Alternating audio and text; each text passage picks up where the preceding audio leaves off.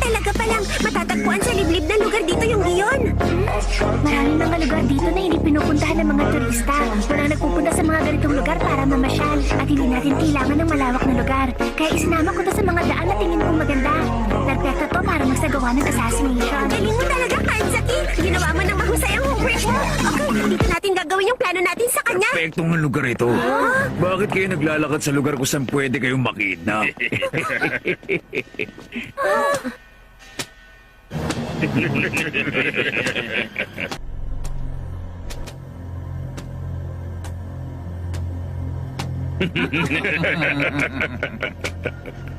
Ba't kaya may kung anong nagsasabi sa akin na hindi kayo nagpuntang lahat dito para lang mamasyal?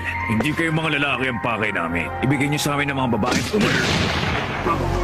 Nakita mo ba yun, Hagisa? Hindi magiging problema ang pakikipag-away kung wala namang witness na magsasalita.